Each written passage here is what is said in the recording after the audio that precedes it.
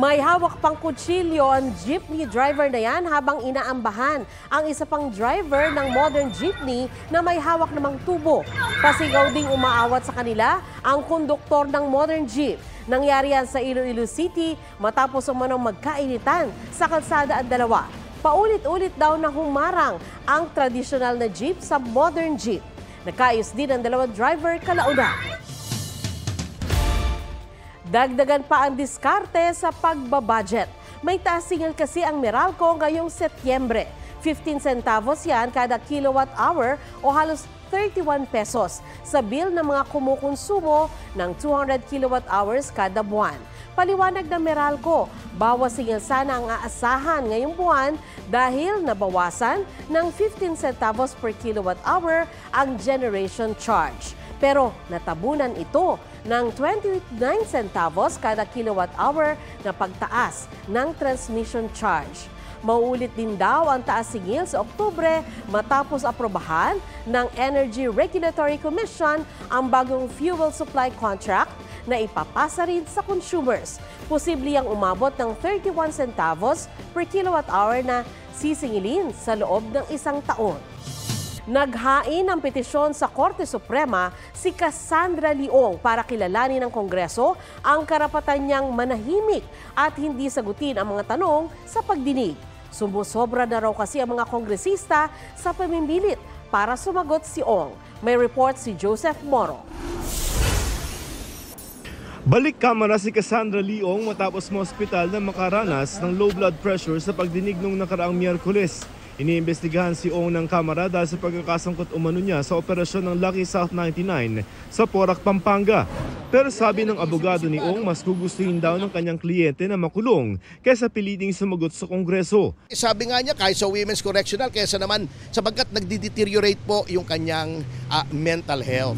Naghain ng kanyang mga abogado ng petisyon sa Korte Suprema para hilingin na utusan ng Kamara at Senado na kilalanin ang karapatan ni Ong na manahimik at karapatan laban sa pagpapahamak sa sarili. Humingi rin sila ng temporary restraining order laban sa 3 komite ng Senado at 4 na komite ng Kamara o Quadcom. Kapag siya ay kanyang ini-invoke yung kanyang right to remain silent or right against self-incrimination, sinisigawan siya, kinukutya siya, yun lamang po ang nais namin pigilin. Ayon sa mga abogado ni Ong, hindi raw naman nila layon na ipatigil ang mga investigasyon na ginagawa ng Senado at Kamara at dadalo sila sa mga pagdinig kung kinakailangan. Ayon kay Congressman Dan Fernandez na chairman ng isa sa mga komite ng Kamara na nag-iimbestiga, hindi magagamit ni Ong ang karapatang manahimik pero pwede niyang i-invoke ang right against self-incrimination. Pero paano daw ito gagawin kung di pa naman niya alam ang itatanong sa kanya? Nananalig naman si Senador Risa Ontiveros na papanigan ng Korte Suprema ang kapangyarihan ng Senado na mag-issue ng subpoena at magpa-contempt. Kahapon, sinampahan ng reklamang qualified human trafficking si Ong at iba pang kinatawan at opisyal ng Lucky South 99 Pogo. Hindi pa raw nakikita ng kampo ni Ong ang detalye ng reklamo. Naharap din sa kasong money laundering si Ong kasama si dating Bambantarlac Mayor Alice Guo. Si Guo may deportation case na rin. Fake passport nga, her being an alien actually, trying to pass herself off as a Filipino.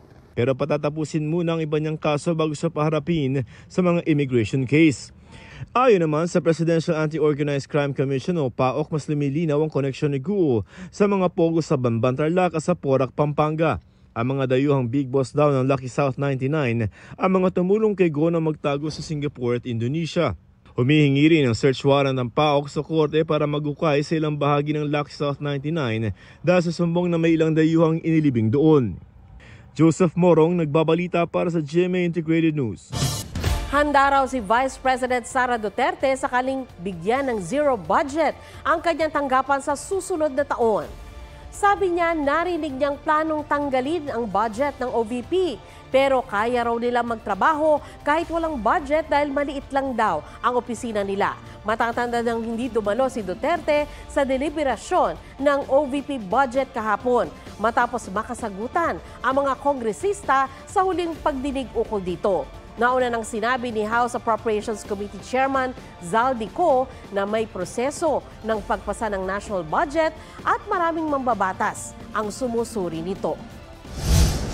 Posibleng piso lang ang ibigay na budget sa Office of the Vice President. Handa kami, handa ako sa Office of the Vice President na magtrabaho kahit walang budget. Dumami pa ang mga lumantad na biktima umano ng pang-aabuso ni Pastor Apollo Kibuloy, kabilang ang ilang menor de edad. Ayon sa PNP, dumulog sa kanila ang mga magulang ng mga biktima noong hinahanap nila si Pastor Apollo Kibuloy sa Kingdom of Jesus Christ compound sa Davao City. 12 anyos daw ang pinakabatang biktima. Ayon kay PNP Chief Romel Francisco Barbil, ikinuwento ng mga biktima ang kanilang nakakakilabot na karanasan na nakitaan aniya ng alarming pattern ng pang-aabuso.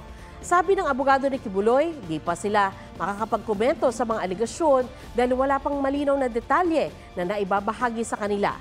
Hihilingin naman ng Senate Committee on Women, Children, Family Relations, and Gender Equality sa korte na paharapin sa kanila si Kibuloy. Sumuko si dating Palawan Governor Joel Reyes. Nangyari yan kahapon ayon sa NBI. Wanted si Reyes kaugnay ng pagpatay kay Jerry Ortega noong 2011. Si Ortega ay isang broadcast journalist na kritiko ng umunoy katiwalian sa Palawan noong termino ni Reyes. Ayon sa NBI, sinasailalim si Reyes sa processing habang nakakonfine sa isang ospital dahil sa kanyang kondisyong medikal. Sinabi ni Pangulong Bongbong Marcos na susundan niya ang ilang paniniwala ng kanyang ama na si dating Pangulong Ferdinand Marcos. I will continue to follow that credo. Be a good Filipino.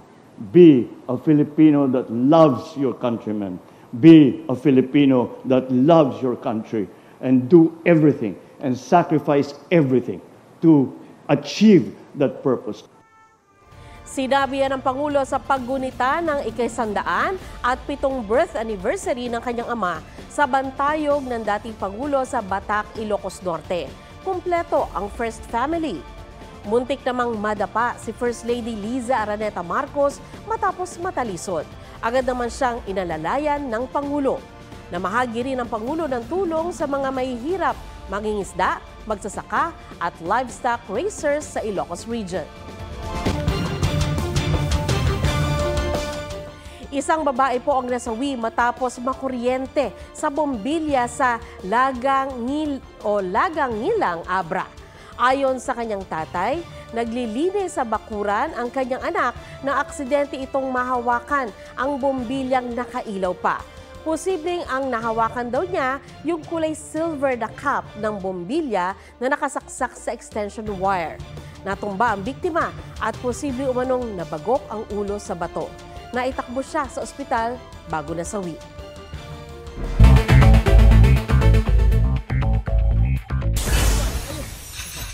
Di bababa sa 10, tinamaan ng kidlat sa Barangay Bantol, Davao City. Nakidlatan daw ang kubo na pinagsilungan nila ng umulan habang nag-aani sila ng palay. 2 ang nasawi. Dating Iloilo City Mayor Jed Patrick Mabilog nagbalik bansa at sumuko sa NBI matapos ang halos 7 taon. Ayon sa abogado niya, gusto nang linisin ng dating alkalde ang kanyang pangalan matapos idawit ni dating Pangulong Rodrigo Duterte sa droga. Dati niyang itinanggi ni Mabilog. Naharap si Mabilog sa kasong graft na isinampa ng Ombudsman noong 2023. Unang kaso ng Mpox sa Cagayan Valley Region na-detect. Ayon sa DOH, stable naman ang pasyente na naka-isolate sa paggamutan. John Consulta, nagbabalita para sa GMA Integrated News. Sa pilitan ng pinalikas ang halos 100 pamilya mula sa 4 na barangay sa Canlaon City, Negros Oriental. Dahil yan sa mayat-mayang pagyanig at ashfall mula sa bulkang Canlaon. Naghahanda na ring lumikas ang iba pang residenteng nakatira malapit sa bulkan. Ayon sa PHIVOLCS na itala ang 337 volcanic earthquakes sa loob ng 24 oras. Ibinugari ng bulkan ang pinakamaraming sulfur dioxide emission na nasa 11,556 na tonelada. Alert level 2 pa rin ang bulkan. On spotlight ang debut runway ni Dayun ng K-pop group na Twice sa New York Fashion Week. Head-turner ang fresh aura ng South Korean star nang rumampa para sa Spring-Summer 2025 collection ng isang luxury brand kung saan siya ang global brand ambassador. Genie ng Blackpink pumirma naman bilang solo artist sa Columbia Records in partnership sa kanyang label na Odatelier. Nakatakda siyang mag-release ng solo single sa ilalim ng American label next month. Huwag magpahuli sa mga balitang dapat ninyong malaman. Mag-subscribe sa GMA Integrated News sa YouTube. Sa mga kapuso abroad, subaybayan nyo kami sa GMA Pinoy TV at sa www.gmanews.tv.